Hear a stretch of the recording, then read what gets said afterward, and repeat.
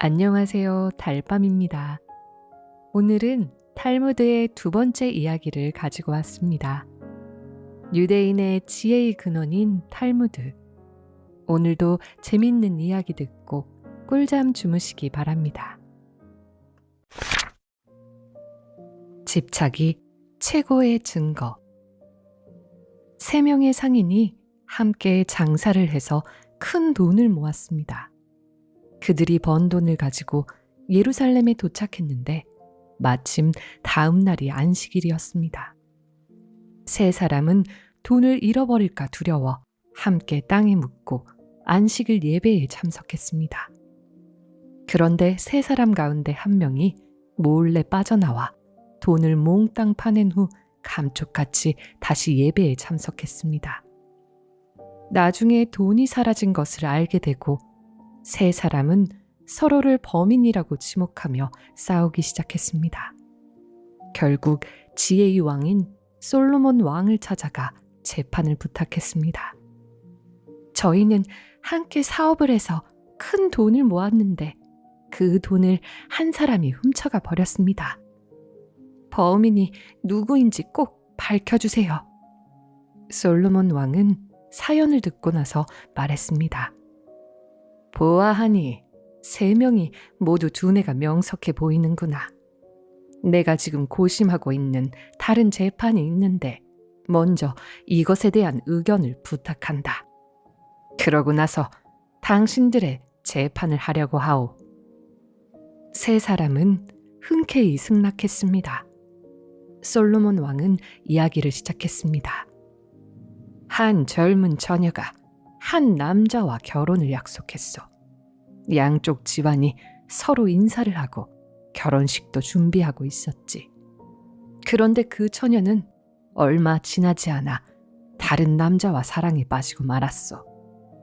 어쩔 수 없이 그녀는 약혼한 남자에게 헤어져 달라며 사정을 했지. 자신으로 입은 금전적 피해는 물론 정신적인 피해에 대한 위자료도 지불하겠다고 하면서 말이요. 약혼한 남자는 처녀의 이야기를 들은 후 위자료는 필요 없다며 순수히 파혼해 주었어. 덕분에 처녀는 사랑에 빠진 새로운 남자와 결혼을 할 수 있었지. 처녀가 결혼한 그 남자는 사실 몹시 부자였다오. 그 때문인지 어느 날 여인은 한 노인에게 납치당하게 되었어. 노인이 부자 남편에게 돈을 뜯어내려고 하는데 여인은 노인에게 첫 번째 남자 이야기를 들려주었다 하오. 그리고 사랑도 잃고 금전적 피해를 입은 남자도 자신과 그냥 헤어져 주었는데 아무 이유 없이 자신을 납치하고 돈을 요구할 수는 없다고 설득했소. 그 이야기를 들은 노인 납치범도 순수히 여인을 풀어주었소. 이 이야기에 등장하는 사람 중 한 명에게 상을 내리려고 하는데 누구에게 내리는 것이 옳겠소? 그러자 첫 번째 상인이 말했습니다. 파혼당하고도 위자료를 요구하지 않은 남자입니다. 그가 선행을 베풀었기 때문에 노인 납치범도 따라서 선행을 베풀 수 있었습니다. 두 번째 상인이 말했습니다. 여인이 칭찬받아야 합니다. 여인이 용기를 내어 첫 번째 남자의 마음을 움직여 무사히 사랑하는 사람과 결혼할 수 있었습니다. 마지막에 탈출한 것도 역시 여인의 용기 덕분입니다. 세 번째 상인은 주저하면서 말했습니다. 이야기의 앞뒤가 맞지 않아 한 명을 선택하기는 어렵습니다. 자신을 버리고 금전적인 피해를 준 약혼녀를 순순히 떠나보낸 것도 이상합니다. 돈을 노린 납치범이 인질의 몇 마디에 순순히 풀어준다는 것도 이상합니다. 여인이 용기 있는 것은 사실이나 돈이 많은 남자에게 시집가기 위해서 첫 번째 남자를 버린 것은 아닌지도 조사해 보아야 합니다. 그러자 솔로몬 왕이 세 번째 상인을 가리키며 말했습니다. 바로 네가 돈을 훔쳐간 범인이로구나. 세 상인이 어리둥절해하자 솔로몬이 이유를 말해 주었습니다. 두 사람은 애정관계나 선행, 사람 사이의 감정 같은 것에 집중해서 이야기를 듣지만 너는 이야기를 처음부터 끝까지 돈을 중심으로 생각했다. 그러니 돈에 집착하는 네가 범인님에 틀림이 없다. 동업자의 돈을 가로채려고 했던 상인은 옥에 갇히게 되었으며 두 상인은 잃어버릴 뻔한 자신의 돈을 되찾을 수 있었습니다. 공주의 병을 고친 사람은 한 나라의 임금에게 어여쁜 딸이 있었습니다. 임금에게 공주는 세상 전부였습니다. 그런데 어느 날부터인가 공주는 시름시름 앓기 시작하더니 급기야 자리에 누워 일어날 줄을 몰랐습니다. 임금은 공주 걱정으로 잠을 이룰 수가 없었습니다. 유명하다는 의사는 모두 불러 치료해 보았지만 소용이 없었습니다. 용하다는 약도 모두 써보았지만 마찬가지였습니다. 오히려 병세는 점점 악화되어 이제 온종일 누워 있어야만 했습니다. 어느 날 나라에서 가장 유명한 의사가 임금에게 말했습니다. 폐하, 안타깝게도 공주님은 기적이 일어나지 않는 한 가망이 없을 듯합니다. 임금은 지푸라기라도 잡는 심정으로 온 나라에 공주의 병을 낫게 할 사람을 찾는다고 포고문을 붙였습니다. 그 내용을 보면 만약 공주의 병을 낫게 하는 자가 있다면 공주와 결혼도 시켜주고 자신의 뒤를 이어 왕위에 오르게 하겠다는 것이었습니다. 임금의 파격적인 제안에 온 나라가 들썩거렸지만 유명한 의사들이 포기한 공주의 병을 낫게 하기가 쉽지 않다는 것은 모두가 알고 있었습니다. 야망에 찬 젊은이들이 소문난 약초나 진기한 보약을 가져왔지만 헛수고일 뿐이었습니다. 공주의 병세는 나날이 악화되었고 정말 가망이 없는 듯 보였습니다. 한편 왕궁에서 먼 시골에 삼형제가 살고 있었습니다. 삼형제는 가문 대대로 전해 내려오는 보물을 가지고 있었습니다. 첫째는 아주 먼 곳도 볼 수 있는 요술 망원경을, 둘째는 아무리 먼 곳이든 단숨에 데려다주는 마법의 양탄자가, 셋째는 세상의 모든 병을 씻은 듯이 낫게 해주는 신비의 사과가 있었습니다. 어느 날 첫째는 요술 망원경으로 이곳저곳을 구경하다가 도시의 벽에 붙은 임금의 포고문을 보았습니다. 첫째는 그 길로 동생들에게 달려가서 이 사실을 알렸습니다. 둘째와 셋째도 아픈 공주를 낫게 해주자고 뜻을 모았습니다. 삼형제는 마법의 양탄자를 타고 단숨에 왕궁으로 날아갔습니다. 삼형제는 임금을 만나 자신들에게 모든 병을 낫게 하는 신비의 사과가 있음을 알렸습니다. 임금은 아픈 공주에게 신비의 사과를 먹이는 것을 허락했고 사과를 입에 넣은 공주는 조금씩 혈색이 돌아오더니 사과 하나를 다 먹고 나자 자리에서 일어나 걸을 정도가 되었습니다. 공주는 완전히 건강을 회복했습니다. 임금은 기쁨에 들떠 성대한 파티를 열었습니다. 그리고 자신의 뒤를 이을 사위를 발표하기로 했습니다. 첫째는 말했습니다. 내가 포고문을 보지 못했다면 우리는 공주가 아픈 것도 몰랐을 거야. 둘째도 지지 않고 말했습니다. 내 양탄자가 없었다면 제 시간에 왕궁에 올 수 없었지. 그러자 막내도 이렇게 말했습니다. 내 사과가 없었다면 공주의 병을 고칠 수는 없었을걸. 과연 공주는 누구와 결혼하게 될지 모두가 궁금해하고 있었습니다. 임금은 삼형제 모두에게 감사의 마음을 표현했습니다. 또 선택받지 못한 다른 두 형제에게도 큰 상을 내리겠다고 말했습니다. 그런 뒤 임금은 공주와 결혼하고 자신의 뒤를 이어 임금이 될 사람을 발표했습니다. 임금의 선택은 바로 신비의 서가를 가져온 셋째였습니다. 임금이 밝힌 이유는 이렇습니다. 삼형제 모두 공주의 병을 낫게 한 데에 똑같이 공이 있다. 그 중에서 나는 셋째를 공주와 결혼시키고 왕위에 오르게 하려고 한다. 그 이유는 셋째는 가진 것 전부를 나의 공주에게 주었기 때문이다. 지금 삼형제를 살펴보면 첫째는 요술 망원경을 그대로 가지고 있고 둘째 역시 마법의 양탄자를 그대로 가지고 있다. 셋째는 신비의 서가를 공주에게 주어버렸기 때문에 아무것도 남아있지 않다.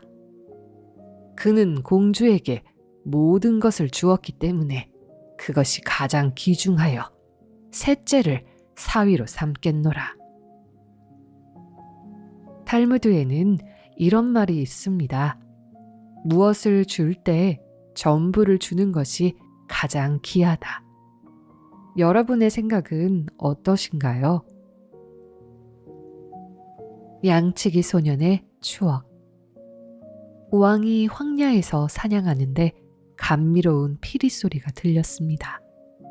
그 소리가 너무 맑고 깊어서 왕은 그 소리를 따라가 보기로 했습니다. 언덕을 넘고 강을 건너니 유대인 양치기 소년이 피리를 불고 있었습니다.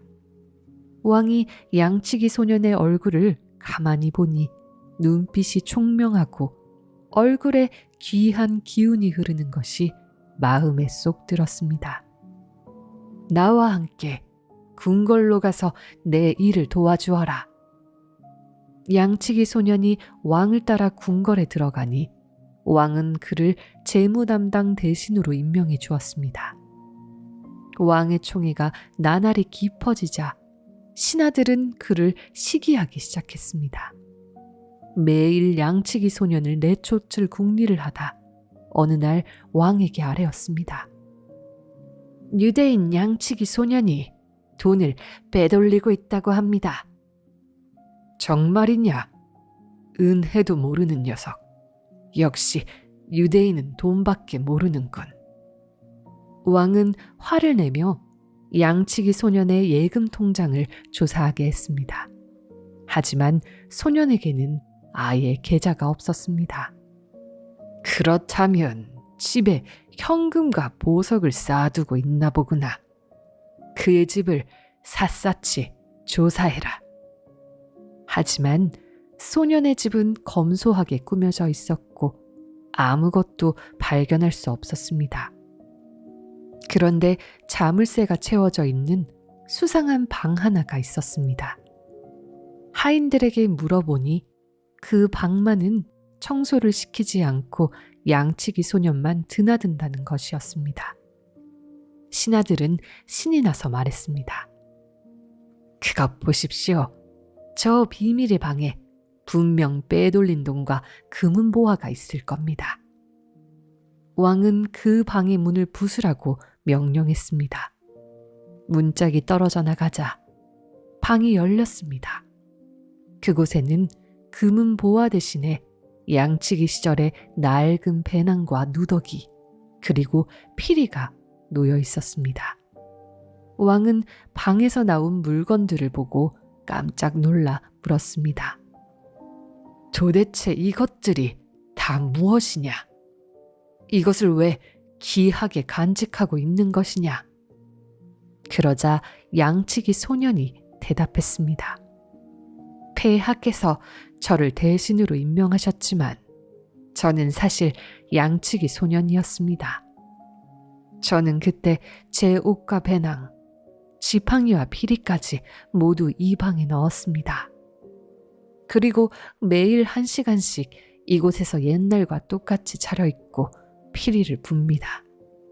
그 이유는 제가 본래 황야의 양치기에 지나지 않았으며 자만해서는 안 된다는 사실을 잊지 않기 위해서입니다. 왕은 양치기 소년을 의심했던 자신이 부끄러워졌습니다.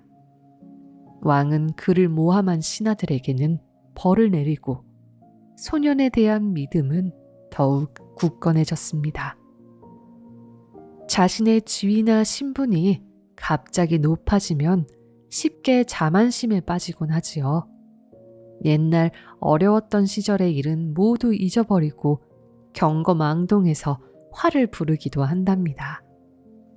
우리는 예전의 기억을 잊고 이러한 실수를 하고 있지는 않은지 한번 생각해 보면 좋을 것 같습니다. 7개의 꿀단지. 젊은 나이에 남편을 잃고 홀로 된 부인이 있었습니다. 부인은 무척 아름다워 어디를 가도 눈에 띄일 정도였습니다. 그 지역에는 늙고 탐욕스러운 영주가 있었는데 부인을 보고는 그녀를 첩으로 들이려고 갖은 수를 쓰기 시작했습니다. 부인은 참다 못해 그 고장을 떠나기로 했습니다. 부인은 먼저 모든 재산을 처분해 금화로 바꾸었습니다. 그러고서 금화를 7개의 단지에 나누고 그 위에 꿀을 가득 채웠습니다. 7개의 단지는 누가 보아도 평범한 꿀단지로 보였습니다. 부인은 죽은 남편의 친구에게 7개의 꿀단지를 맡겼습니다. 만약의 상황에 대비해 증인도 세웠습니다. 소중한 꿀이니 절대로 건드리지 말아달라는 당부와 함께 말입니다. 남편의 친구는 안에 금화가 있다는 것은 까맣게 모른 채 7개의 꿀단지를 맡아주었습니다. 부인은 영주의 눈을 피해 먼 길을 떠났습니다. 1해, 2해 시간이 흐르고 꿀단지를 보관하고 있던 남편의 친구 아들이 결혼식을 올리게 되었는데 피로연 음식을 준비하다 보니 꿀이 조금 모자랐습니다. 그는 안을 절대 열어보지 말라는 부인의 당부가 생각나기는 했지만 꿀이 이렇게 많으니 조금은 덜어먹어도 괜찮겠지 라는 생각이 들어 단지 하나를 열었습니다. 꿀단지 안에는 향기로운 아카시아 꿀이 가득했습니다. 남편의 친구는 향기에 취해 정신없이 꿀을 덜어내기 시작했습니다. 한참 꿀을 덜어내다 보니 꿀단지 바닥에 반짝거리는 것이 보였습니다. 궁금하여 꿀을 모두 덜어내자 바닥에 가득 차 있는 금화가 모습을 드러냈습니다. 놀란 사내는 다른 단지의 꿀도 모조리 편해보았습니다.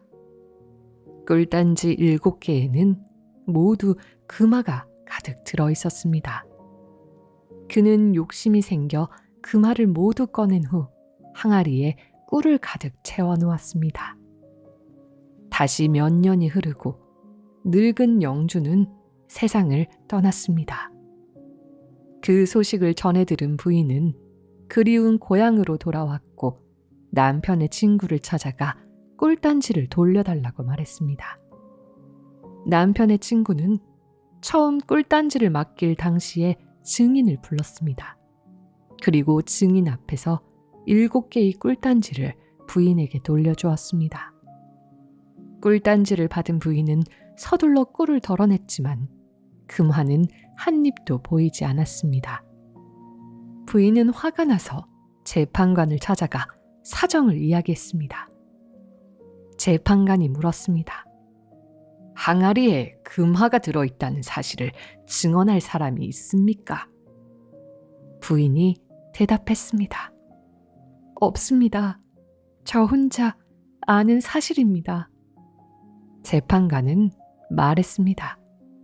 항아리에 금화가 있었다는 사실을 증명할 수 없다면 소송해도 승산이 없습니다. 부인은 더 높은 자리에 있는 재판관을 찾아갔습니다. 하지만 결과는 마찬가지였습니다. 항아리에 금화가 있었다는 사실을 증명할 수 없으므로 재판에 질 것이 뻔하다는 답변만 되돌아왔습니다. 낙심한 부인이 터덜터덜 집으로 돌아가는데 거리에서 다윗을 만났습니다. 다윗은 양을 치는 목동이었지만 지혜롭다는 소문이 온 나라에 퍼져 있었습니다. 부인은 다윗에게 자신의 억울함을 호소했습니다. 그러자 다윗이 말했습니다.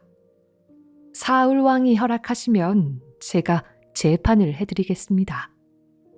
사울 왕은 다윗에게 권리를 주었고 곧 재판이 열렸습니다. 다윗은 피고로 남편의 친구를 불러들이고 부인에게는 문제의 단지를 가져오게 했습니다. 다윗이 부인에게 물었습니다. 당신이 맡긴 항아리가 이 항아리가 맞습니까? 틀림없습니다. 이번에는 남편의 친구에게 물었습니다. 당신이 맡아준 항아리가 이 항아리가 맞습니까?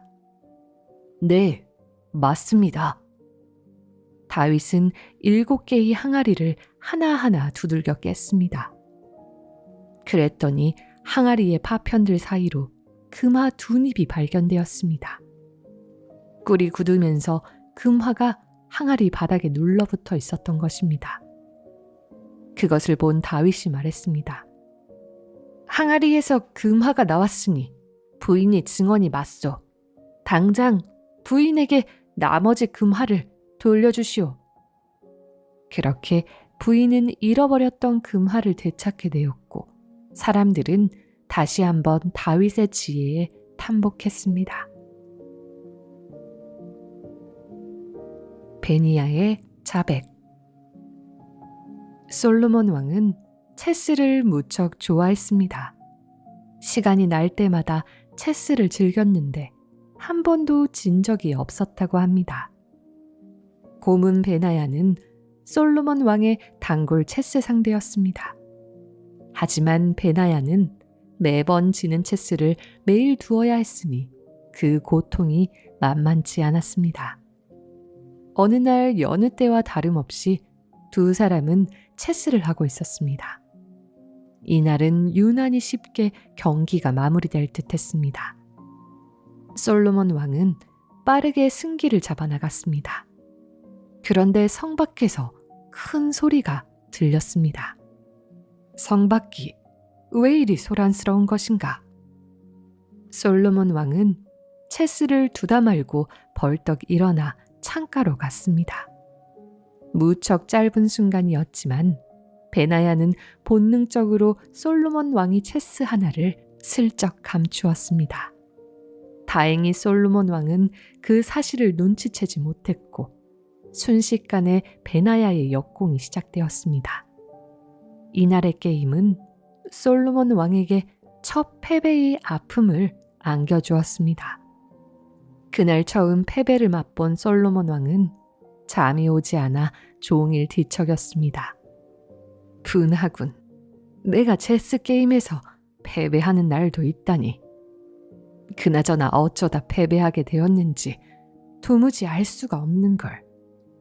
솔로몬 왕은 벌떡 일어나 천천히 그날의 게임을 되짚어보기 시작했습니다. 그러다 중간에 말 하나가 사라졌다는 사실을 깨달았습니다. 솔로몬 왕은 화가 나서 견딜 수가 없었습니다. 베나야 녀석, 감히 나를 속이다니. 내가 반드시 너를 실토하게 만들어야겠다.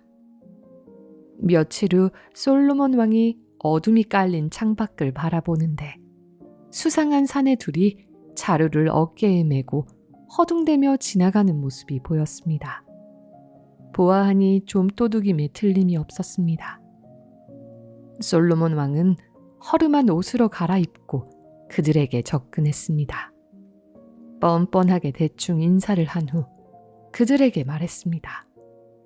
내가 예전에 왕궁 출입을 좀 했었다오.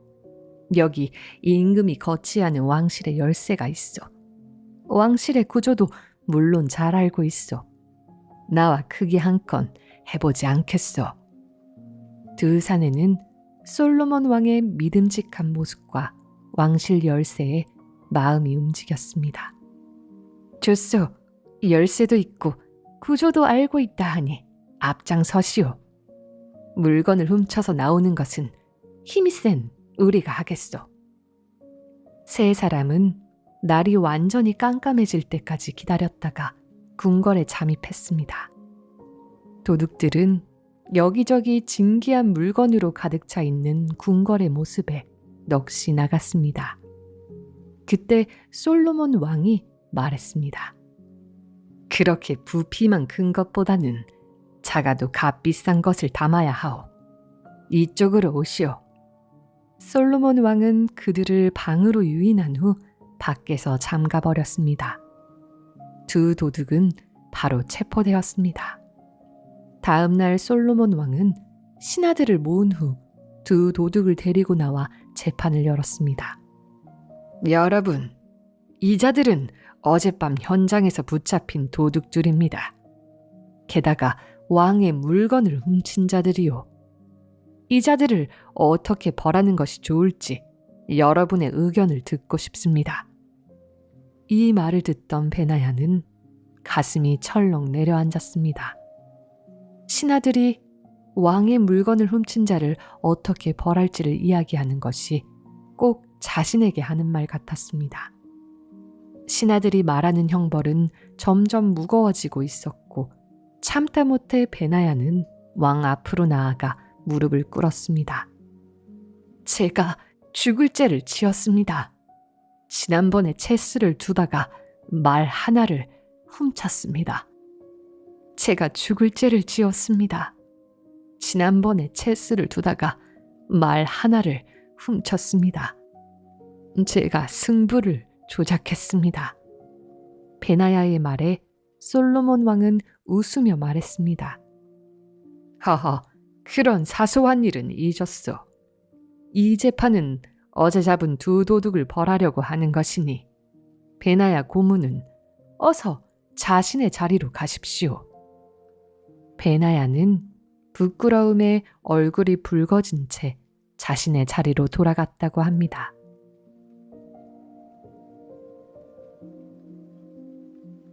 다이아몬드. 청렴하기로 소문난 랍비가 있었습니다. 그는 학생들을 열심히 가르치는 한편 산에서 나무를 해서 시장에 팔며 생계를 유지하고 있었습니다. 어느 날 그는 열심히 모은 돈으로 나귀를 한 마리 사기로 했습니다.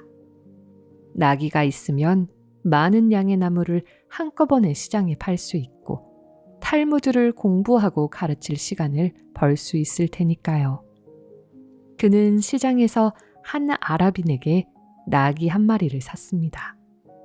제자들도 스승에게 나귀가 생긴 사실을 함께 기뻐했습니다. 제자들은 소중한 나귀를 씻어주기 위해 냇가로 끌고 갔습니다. 그런데 그때 나귀를 맨 목줄에서 다이아몬드 하나가 툭 떨어졌습니다. 깜짝 놀란 제자들은 이제 스승이 가난을 벗어나게 되었다며 기뻐했습니다. 나무를 더 이상 팔지 않아도 될 테니 자신들을 가르칠 시간이 많아졌다며 즐거워했습니다. 제자들은 랍비에게 이 기쁜 소식을 전했습니다. 그러나 랍비는 흔들림이 없는 목소리로 말했습니다. 이 다이아몬드는 당나귀를 판 상인에게 돌려주어야 한다. 당황한 제자들이 물었습니다. 스승님께서 당나귀를 사셨으니 당나귀에 있던 다이아몬드도 스승님 것이 아닙니까? 나는 다이아몬드를 산 적이 없다. 그러니 내 것이 아니다. 돈을 내고 산 물건 외의 것을 가져서는 안 되며 남의 물건은 반드시 돌려줘야 한다. 청렴한 스승의 태도에 깨달음을 얻은 제자들은 스승과 함께 나귀를 판 상인을 찾아서 시장으로 향했습니다. 사령관의 표정. 이스라엘의 군사령관이 오랜만에 집을 찾았습니다. 아내와 평화로운 저녁 식사를 하고 있는데 한 연락병이 찾아왔습니다. 그는 중요한 요새 하나가 적의 수중에 넘어갔다는 안타까운 소식을 전해왔습니다. 소식을 듣자마자 군사령관은 화를 참지 못하고 벌떡 일어나더니 발을 구르기도 하고 손으로 벽을 치기도 했습니다. 전략적으로 중요한 요새였기에 그의 분노는 걷잡을 수 없이 커졌습니다. 연락병은 차마 고개를 들지 못하고 벌벌 떨고 있었습니다. 그러자 곁에서 지켜보던 부인이 사령관을 옆방으로 불렀습니다. 당신은 요새를 잃어서 안타까워하시지만 제가 보기에는 그보다 더 소중한 것을 잃으신 것 같습니다. 사령관이 씩씩대며 말했습니다. 그것이 무슨 소리요? 또 무엇을 잃었단 말이요? 그러자 부인이 말했습니다. 지금 당신의 표정에는 당황한 모습이 그대로 나타납니다. 요새는 다시 전쟁에서 빼앗으면 되지만 한번 잃어버린 사령관으로서의 위엄과 군대의 사기는 어디에서 되찾겠습니까? 사령관은 부인의 일침에 할 말을 잃었습니다. 요새를 잃는 것보다 든든한 사령관을 잃는 것이 저 병사에게는 더욱 불안한 일일 것입니다. 그제야 사령관은 마음을 수습하고 다시 자신의 병사에게로 갔습니다. 그러고는 다음 공격에 대비하라는 명령과 함께 부대의 사기를 도두라는 명령을 전달했습니다. 지도자는 조직의 운명을 결정짓기도 합니다. 지도자로서 꼭 필요한 자질에는 무엇이 있을지 한번 생각해 보면 좋을 것 같습니다. 2시간의 일. 어느 임금에게 커다란 포도밭이 있었습니다. 그곳에서 그는 많은 일꾼에게 일을 시키고 있었습니다. 많은 일꾼 가운데에서도 한 일꾼은 능력이 뛰어나 임금의 마음을 사로잡았습니다. 어느 날 임금은 포도밭을 찾았습니다. 재능이 뛰어난 일꾼은 일찌감치 일을 끝내고 쉬고 있었기 때문에 임금과 함께 포도밭을 거닐며 산책을 했습니다.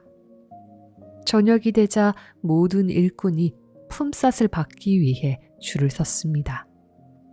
온종일 일을 한 일꾼들은 줄을 서서 모두 똑같은 품삯을 받았습니다. 이제 임금과 산책한 일꾼의 차례가 되었습니다. 이번에도 똑같은 품삯을 주자 다른 일꾼들은 화를 내며 임금에게 따지기 시작했습니다. 이번에도 똑같은 품삯을 주자 다른 일꾼들은 화를 내며 임금에게 따지기 시작했습니다. 그 사람은 2시간밖에 일하지 않았습니다. 그 나머지 시간은 임금님과 함께 빈둥거리고 있었을 뿐입니다. 그 사람이 우리와 똑같은 품삯을 받는다는 것은 말도 안 됩니다. 그러자 임금이 말했습니다. 너희가 온종일 걸려서 한 일보다도 더 많은 일을 이 사람은 2시간 동안에 해치워 버렸다. 노력의 결실은 시간에 비례하지 않는다. 그것을 아직도 모른단 말이냐. 그러고는 그 일꾼에게도 똑같은 품삯을 받게 하였습니다. 성실함은 기본이지만 그것만으로는 원하는 것을 얻을 수 없을지도 모릅니다. 의자에 오래 앉아 있어봐야 머리를 써서 수학 문제를 풀지 않으면 수학 성적은 오르지 않는 것처럼 말이지요. 노력의 결실을 얻기 위해서는 무엇이 필요할지 한번 생각해 보면 좋을 것 같습니다. 집착이 최고의 증거. 3명의 상인이 함께 장사를 해서 큰 돈을 모았습니다. 그들이 번 돈을 가지고 예루살렘에 도착했는데 마침 다음 날이 안식일이었습니다. 세 사람은 돈을 잃어버릴까 두려워 함께 땅에 묻고 안식일 예배에 참석했습니다. 그런데 세 사람 가운데 한 명이 몰래 빠져나와 돈을 몽땅 파낸 후 감쪽같이 다시 예배에 참석했습니다. 나중에 돈이 사라진 것을 알게 되고 세 사람은 서로를 범인이라고 지목하며 싸우기 시작했습니다. 결국 지혜의 왕인 솔로몬 왕을 찾아가 재판을 부탁했습니다. 저희는 함께 사업을 해서 큰 돈을 모았는데 그 돈을 한 사람이 훔쳐가 버렸습니다. 범인이 누구인지 꼭 밝혀주세요. 솔로몬 왕은 사연을 듣고 나서 말했습니다. 보아하니 세 명이 모두 두뇌가 명석해 보이는구나. 내가 지금 고심하고 있는 다른 재판이 있는데 먼저 이것에 대한 의견을 부탁한다. 그러고 나서 당신들의 재판을 하려고 하오. 세 사람은 흔쾌히 승낙했습니다. 솔로몬 왕은 이야기를 시작했습니다. 한 젊은 처녀가 한 남자와 결혼을 약속했어. 양쪽 집안이 서로 인사를 하고 결혼식도 준비하고 있었지. 그런데 그 처녀는 얼마 지나지 않아 다른 남자와 사랑에 빠지고 말았어. 어쩔 수 없이 그녀는 약혼한 남자에게 헤어져 달라며 사정을 했지. 자신으로 입은 금전적 피해는 물론 정신적인 피해에 대한 위자료도 지불하겠다고 하면서 말이요. 약혼한 남자는 처녀의 이야기를 들은 후 위자료는 필요 없다며 순수히 파혼해 주었어. 덕분에 처녀는 사랑에 빠진 새로운 남자와 결혼을 할 수 있었지. 처녀가 결혼한 그 남자는 사실 몹시 부자였다오. 그 때문인지 어느 날 여인은 한 노인에게 납치당하게 되었어. 노인이 부자 남편에게 돈을 뜯어내려고 하는데 여인은 노인에게 첫 번째 남자 이야기를 들려주었다 하오. 그리고 사랑도 잃고 금전적 피해를 입은 남자도 자신과 그냥 헤어져 주었는데 아무 이유 없이 자신을 납치하고 돈을 요구할 수는 없다고 설득했어. 그 이야기를 들은 노인 납치범도 순수히 여인을 풀어주었어. 이 이야기에 등장하는 사람 중 한 명에게 상을 내리려고 하는데 누구에게 내리는 것이 옳겠소? 그러자 첫 번째 상인이 말했습니다. 파혼당하고도 위자료를 요구하지 않은 남자입니다. 그가 선행을 베풀었기 때문에 노인 납치범도 따라서 선행을 베풀 수 있었습니다. 두 번째 상인이 말했습니다. 여인이 칭찬받아야 합니다. 여인이 용기를 내어 첫 번째 남자의 마음을 움직여 무사히 사랑하는 사람과 결혼할 수 있었습니다. 마지막에 탈출한 것도 역시 여인의 용기 덕분입니다. 세 번째 상인은 주저하면서 말했습니다. 이야기의 앞뒤가 맞지 않아 한 명을 선택하기는 어렵습니다. 자신을 버리고 긍정적인 피해를 준 약혼녀를 순순히 떠나보낸 것도 이상합니다. 돈을 노린 납치범이 인질의 몇 마디에 순순히 풀어준다는 것도 이상합니다. 여인이 용기 있는 것은 사실이나 돈이 많은 남자에게 시집가기 위해서 첫 번째 남자를 버린 것은 아닌지도 조사해 보아야 합니다. 그러자 솔로몬 왕이 세 번째 상인을 가리키며 말했습니다. 바로 네가 돈을 훔쳐간 범인이로구나. 세 상인이 어리둥절해하자 솔로몬이 이유를 말해 주었습니다. 두 사람은 애정관계나 선행, 사람 사이의 감정 같은 것에 집중해서 이야기를 듣지만 너는 이야기를 처음부터 끝까지 돈을 중심으로 생각했다. 그러니 돈에 집착하는 네가 범인님에 틀림이 없다. 동업자의 돈을 가로채려고 했던 상인은 옥에 갇히게 되었으며 두 상인은 잃어버릴 뻔한 자신의 돈을 되찾을 수 있었습니다. 공주의 병을 고친 사람은 한 나라의 임금에게 어여쁜 딸이 있었습니다. 임금에게 공주는 세상 전부였습니다. 그런데 어느 날부터인가 공주는 시름시름 앓기 시작하더니 급기야 자리에 누워 일어날 줄을 몰랐습니다. 임금은 공주 걱정으로 잠을 이룰 수가 없었습니다. 유명하다는 의사는 모두 불러 치료해 보았지만 소용이 없었습니다. 용하다는 약도 모두 써보았지만 마찬가지였습니다.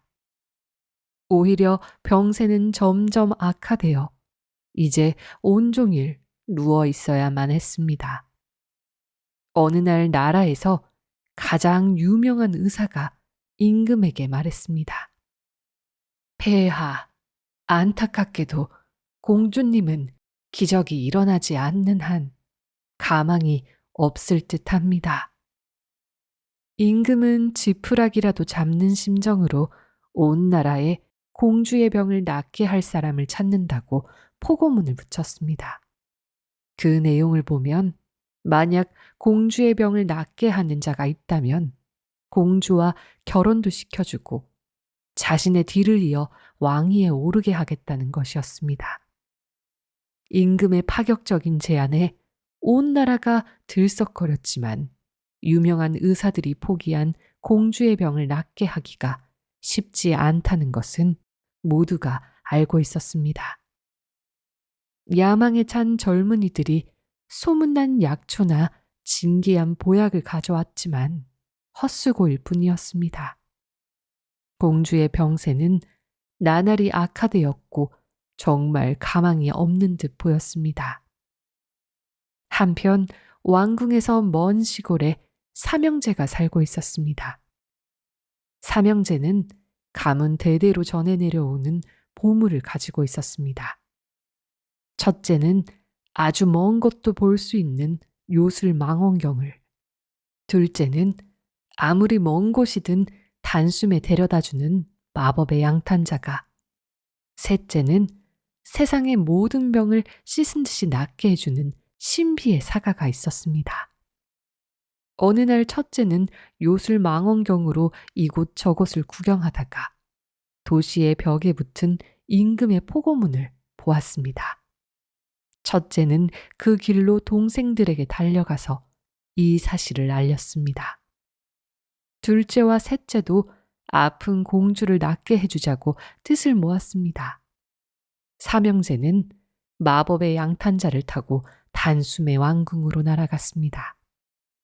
삼형제는 임금을 만나 자신들에게 모든 병을 낫게 하는 신비의 사과가 있음을 알렸습니다.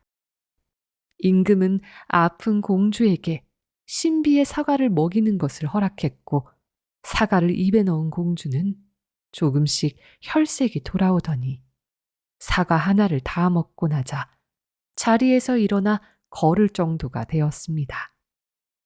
공주는 완전히 건강을 회복했습니다. 임금은 기쁨에 들떠 성대한 파티를 열었습니다. 그리고 자신의 뒤를 이을 사위를 발표하기로 했습니다. 첫째는 말했습니다. 내가 포고문을 보지 못했다면 우리는 공주가 아픈 것도 몰랐을 거야. 둘째도 지지 않고 말했습니다. 내 양탄자가 없었다면 제 시간에 왕궁에 올 수 없었지. 그러자 막내도 이렇게 말했습니다. 내 사과가 없었다면 공주의 병을 고칠 수는 없었을걸. 과연 공주는 누구와 결혼하게 될지 모두가 궁금해하고 있었습니다. 임금은 삼형제 모두에게 감사의 마음을 표현했습니다. 또 선택받지 못한 다른 두 형제에게도 큰 상을 내리겠다고 말했습니다.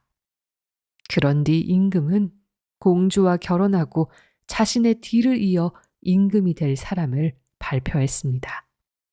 임금의 선택은 바로 신비의 서가를 가져온 셋째였습니다. 임금이 밝힌 이유는 이렇습니다. 삼형제 모두 공주의 병을 낫게 한 데에 똑같이 공이 있다. 그 중에서 나는 셋째를 공주와 결혼시키고 왕위에 오르게 하려고 한다. 그 이유는 셋째는 가진 것 전부를 나의 공주에게 주었기 때문이다. 지금 삼형제를 살펴보면 첫째는 요술 망원경을 그대로 가지고 있고 둘째 역시 마법의 양탄자를 그대로 가지고 있다. 셋째는 신비의 서가를 공주에게 주어버렸기 때문에 아무것도 남아있지 않다. 그는 공주에게 모든 것을 주었기 때문에 그것이 가장 귀중하여 셋째를 사위로 삼겠노라. 탈무드에는 이런 말이 있습니다. 무엇을 줄 때 전부를 주는 것이 가장 귀하다. 여러분의 생각은 어떠신가요? 양치기 소년의 추억. 왕이 황야에서 사냥하는데 감미로운 피리 소리가 들렸습니다. 그 소리가 너무 맑고 깊어서 왕은 그 소리를 따라가 보기로 했습니다. 언덕을 넘고 강을 건너니 유대인 양치기 소년이 피리를 불고 있었습니다. 왕이 양치기 소년의 얼굴을 가만히 보니 눈빛이 총명하고 얼굴에 귀한 기운이 흐르는 것이 마음에 쏙 들었습니다.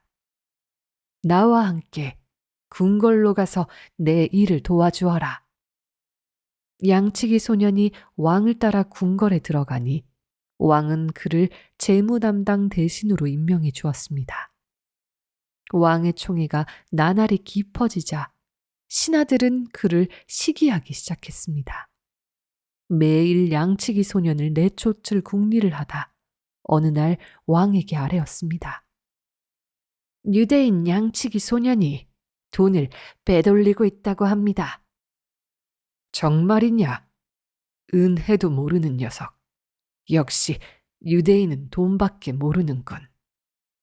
왕은 화를 내며 양치기 소년의 예금 통장을 조사하게 했습니다. 하지만 소년에게는 아예 계좌가 없었습니다. 그렇다면 집에 현금과 보석을 쌓아두고 있나 보구나. 그의 집을 샅샅이 조사해라. 하지만 소년의 집은 검소하게 꾸며져 있었고 아무것도 발견할 수 없었습니다. 그런데 자물쇠가 채워져 있는 수상한 방 하나가 있었습니다. 하인들에게 물어보니 그 방만은 청소를 시키지 않고 양치기 소년만 드나든다는 것이었습니다. 신하들은 신이 나서 말했습니다. 그것 보십시오. 저 비밀의 방에 분명 빼돌린 돈과 금은 보화가 있을 겁니다. 왕은 그 방의 문을 부수라고 명령했습니다. 문짝이 떨어져 나가자 방이 열렸습니다. 그곳에는 금은 보화 대신에 양치기 시절의 낡은 배낭과 누더기 그리고 피리가 놓여 있었습니다. 왕은 방에서 나온 물건들을 보고 깜짝 놀라 물었습니다. 도대체 이것들이 다 무엇이냐? 이것을 왜 귀하게 간직하고 있는 것이냐? 그러자 양치기 소년이 대답했습니다. 폐하께서 저를 대신으로 임명하셨지만 저는 사실 양치기 소년이었습니다. 저는 그때 제 옷과 배낭, 지팡이와 피리까지 모두 이 방에 넣었습니다. 그리고 매일 1시간씩 이곳에서 옛날과 똑같이 차려입고 피리를 붑니다. 그 이유는 제가 본래 황야의 양치기에 지나지 않았으며 자만해서는 안 된다는 사실을 잊지 않기 위해서입니다. 왕은 양치기 소년을 의심했던 자신이 부끄러워졌습니다. 왕은 그를 모함한 신하들에게는 벌을 내리고 소년에 대한 믿음은 더욱 굳건해졌습니다. 자신의 지위나 신분이 갑자기 높아지면 쉽게 자만심에 빠지곤 하지요. 옛날 어려웠던 시절의 일은 모두 잊어버리고 경거망동해서 화를 부르기도 한답니다.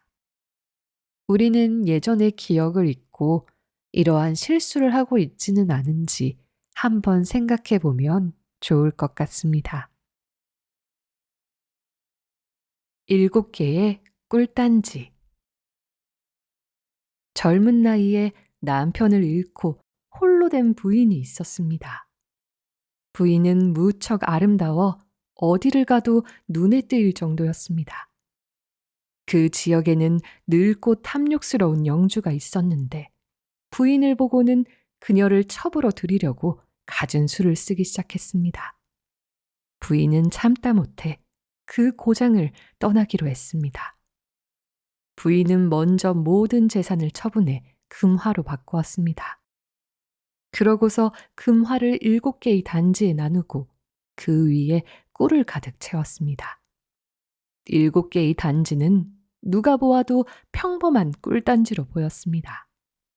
부인은 죽은 남편의 친구에게 7개의 꿀단지를 맡겼습니다. 만약의 상황에 대비해 증인도 세웠습니다. 소중한 꿀이니 절대로 건드리지 말아달라는 당부와 함께 말입니다. 남편의 친구는 안에 금화가 있다는 것은 까맣게 모른 채 7개의 꿀단지를 맡아주었습니다. 부인은 영주의 눈을 피해 먼 길을 떠났습니다. 1해, 2해 시간이 흐르고 꿀단지를 보관하고 있던 남편의 친구 아들이 결혼식을 올리게 되었는데 피로연 음식을 준비하다 보니 꿀이 조금 모자랐습니다. 그는 안을 절대 열어보지 말라는 부인의 당부가 생각나기는 했지만 꿀이 이렇게 많으니 조금은 덜어먹어도 괜찮겠지 라는 생각이 들어 단지 하나를 열었습니다. 꿀단지 안에는 향기로운 아카시아 꿀이 가득했습니다. 남편의 친구는 향기에 취해 정신없이 꿀을 덜어내기 시작했습니다. 한참 꿀을 덜어내다 보니 꿀단지 바닥에 반짝거리는 것이 보였습니다. 궁금하여 꿀을 모두 덜어내자 바닥에 가득 차 있는 금화가 모습을 드러냈습니다. 놀란 사내는 다른 단지의 꿀도 모조리 편해보았습니다. 꿀단지 7개에는 모두 금화가 가득 들어 있었습니다. 그는 욕심이 생겨 금화를 모두 꺼낸 후 항아리에 꿀을 가득 채워 놓았습니다. 다시 몇 년이 흐르고 늙은 영주는 세상을 떠났습니다. 그 소식을 전해 들은 부인은 그리운 고향으로 돌아왔고 남편의 친구를 찾아가 꿀단지를 돌려달라고 말했습니다. 남편의 친구는 처음 꿀단지를 맡길 당시에 증인을 불렀습니다. 그리고 증인 앞에서 7개의 꿀단지를 부인에게 돌려주었습니다. 꿀단지를 받은 부인은 서둘러 꿀을 덜어냈지만 금화는 한 입도 보이지 않았습니다. 부인은 화가 나서 재판관을 찾아가 사정을 이야기했습니다. 재판관이 물었습니다. 항아리에 금화가 들어있다는 사실을 증언할 사람이 있습니까? 부인이 대답했습니다. 없습니다. 저 혼자 아는 사실입니다. 재판관은 말했습니다. 항아리에 금화가 있었다는 사실을 증명할 수 없다면 소송해도 승산이 없습니다. 부인은 더 높은 자리에 있는 재판관을 찾아갔습니다. 하지만 결과는 마찬가지였습니다. 항아리에 금화가 있었다는 사실을 증명할 수 없으므로 재판에 질 것이 뻔하다는 답변만 되돌아왔습니다. 낙심한 부인이 터덜터덜 집으로 돌아가는데 거리에서 다윗을 만났습니다. 다윗은 양을 치는 목동이었지만 지혜롭다는 소문이 온 나라에 퍼져 있었습니다. 부인은 다윗에게 자신의 억울함을 호소했습니다. 그러자 다윗이 말했습니다. 사울 왕이 허락하시면 제가 재판을 해드리겠습니다. 사울 왕은 다윗에게 권리를 주었고 곧 재판이 열렸습니다. 다윗은 피고로 남편의 친구를 불러들이고 부인에게는 문제의 단지를 가져오게 했습니다. 다윗이 부인에게 물었습니다. 당신이 맡긴 항아리가 이 항아리가 맞습니까? 틀림없습니다. 이번에는 남편의 친구에게 물었습니다. 당신이 맡아준 항아리가 이 항아리가 맞습니까? 네, 맞습니다.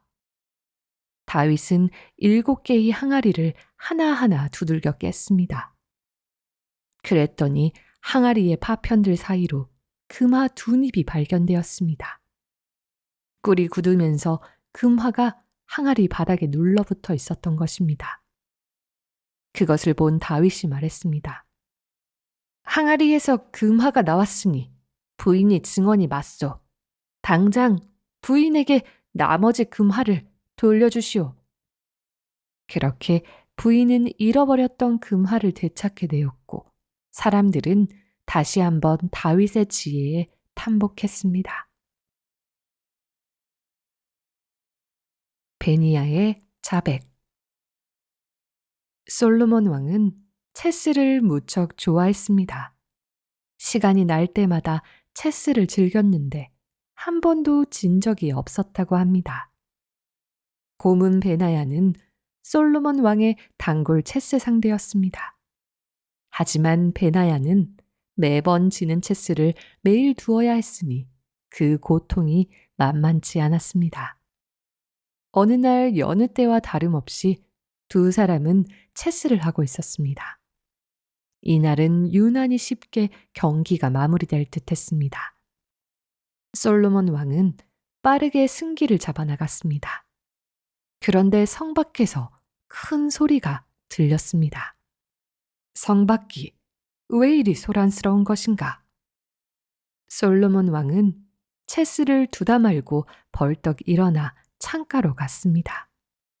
무척 짧은 순간이었지만 베나야는 본능적으로 솔로몬 왕이 체스 하나를 슬쩍 감추었습니다.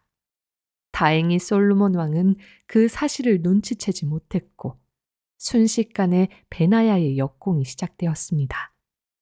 이날의 게임은 솔로몬 왕에게 첫 패배의 아픔을 안겨주었습니다. 그날 처음 패배를 맛본 솔로몬 왕은 잠이 오지 않아 종일 뒤척였습니다. 분하군. 내가 체스 게임에서 패배하는 날도 있다니. 그나저나 어쩌다 패배하게 되었는지 도무지 알 수가 없는 걸. 솔로몬 왕은 벌떡 일어나 천천히 그날의 게임을 되짚어보기 시작했습니다. 그러다 중간에 말 하나가 사라졌다는 사실을 깨달았습니다. 솔로몬 왕은 화가 나서 견딜 수가 없었습니다. 베나야 녀석, 감히 나를 속이다니. 내가 반드시 너를 실토하게 만들어야겠다. 며칠 후 솔로몬 왕이 어둠이 깔린 창밖을 바라보는데 수상한 사내 둘이 자루를 어깨에 메고 허둥대며 지나가는 모습이 보였습니다. 보아하니 좀도둑임에 틀림이 없었습니다. 솔로몬 왕은 허름한 옷으로 갈아입고 그들에게 접근했습니다. 뻔뻔하게 대충 인사를 한 후 그들에게 말했습니다. 내가 예전에 왕궁 출입을 좀 했었다오. 여기 임금이 거치하는 왕실의 열쇠가 있어. 왕실의 구조도 물론 잘 알고 있어. 나와 크게 한 건 해보지 않겠소. 두 사내는 솔로몬 왕의 믿음직한 모습과 왕실 열쇠에 마음이 움직였습니다. 좋소. 열쇠도 있고 구조도 알고 있다 하니 앞장서시오. 물건을 훔쳐서 나오는 것은 힘이 센 우리가 하겠소. 세 사람은 날이 완전히 깜깜해질 때까지 기다렸다가 궁궐에 잠입했습니다. 도둑들은 여기저기 진기한 물건으로 가득 차 있는 궁궐의 모습에 넋이 나갔습니다. 그때 솔로몬 왕이 말했습니다. 그렇게 부피만 큰 것보다는 작아도 값비싼 것을 담아야 하오. 이쪽으로 오시오. 솔로몬 왕은 그들을 방으로 유인한 후 밖에서 잠가 버렸습니다. 두 도둑은 바로 체포되었습니다. 다음 날 솔로몬 왕은 신하들을 모은 후 두 도둑을 데리고 나와 재판을 열었습니다. 여러분, 이 자들은 어젯밤 현장에서 붙잡힌 도둑들입니다. 게다가 왕의 물건을 훔친 자들이요. 이 자들을 어떻게 벌하는 것이 좋을지 여러분의 의견을 듣고 싶습니다. 이 말을 듣던 베나야는 가슴이 철렁 내려앉았습니다. 신하들이 왕의 물건을 훔친 자를 어떻게 벌할지를 이야기하는 것이 꼭 자신에게 하는 말 같았습니다. 신하들이 말하는 형벌은 점점 무거워지고 있었고 참다 못해 베나야는 왕 앞으로 나아가 무릎을 꿇었습니다. 제가 죽을 죄를 지었습니다. 지난번에 체스를 두다가 말 하나를 훔쳤습니다. 제가 죽을 죄를 지었습니다. 지난번에 체스를 두다가 말 하나를 훔쳤습니다. 제가 승부를 조작했습니다. 베나야의 말에 솔로몬 왕은 웃으며 말했습니다. 허허, 그런 사소한 일은 잊었소. 이 재판은 어제 잡은 두 도둑을 벌하려고 하는 것이니 베나야 고문은 어서 자신의 자리로 가십시오. 베나야는 부끄러움에 얼굴이 붉어진 채 자신의 자리로 돌아갔다고 합니다.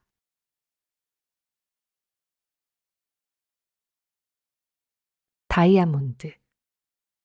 청렴하기로 소문난 랍비가 있었습니다.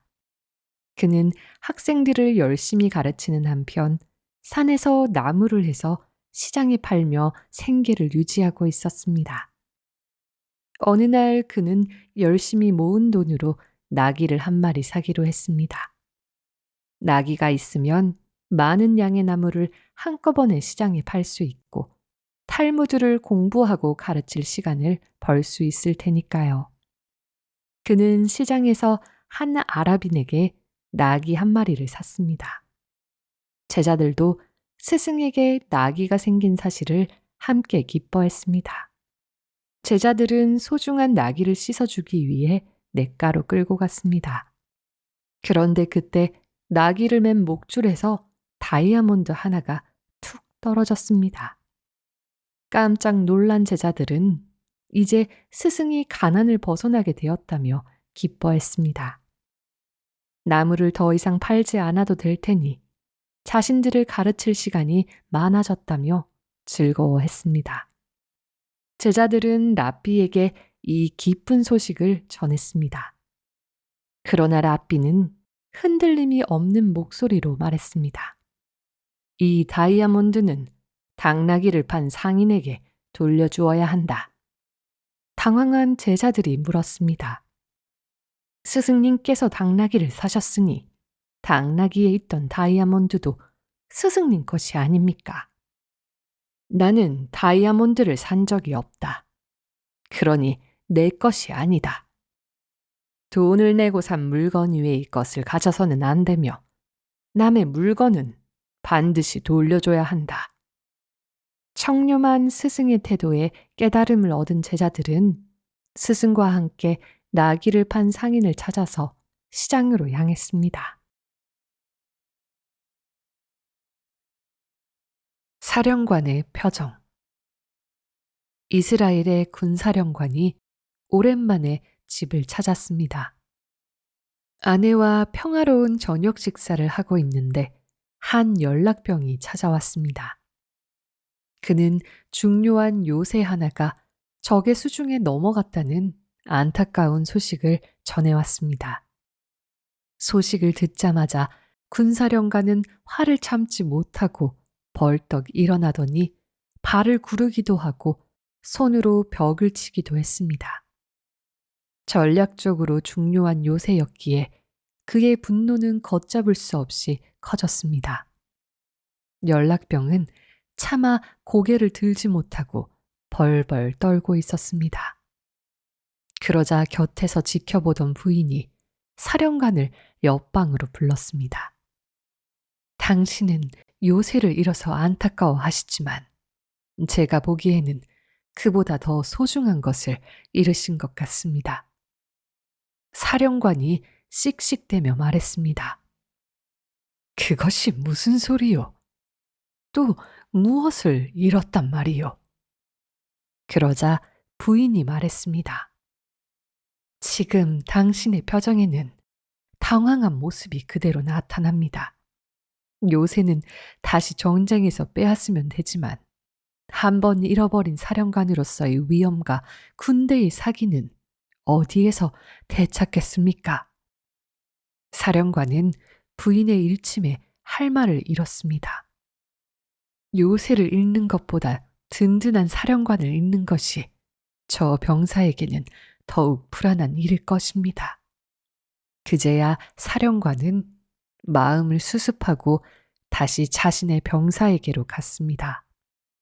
그러고는 다음 공격에 대비하라는 명령과 함께 부대의 사기를 돋우라는 명령을 전달했습니다. 지도자는 조직의 운명을 결정짓기도 합니다.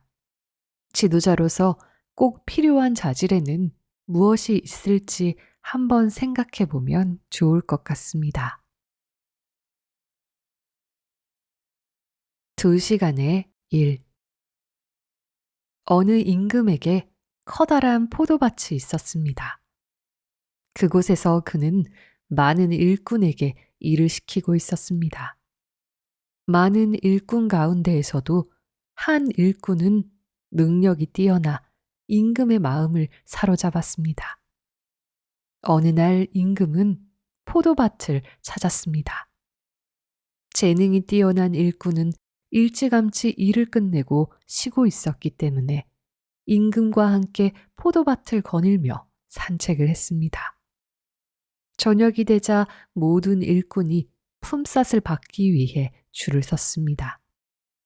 온종일 일을 한 일꾼들은 줄을 서서 모두 똑같은 품삯을 받았습니다.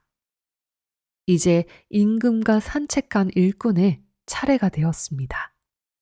이번에도 똑같은 품삯을 주자 다른 일꾼들은 화를 내며 임금에게 따지기 시작했습니다.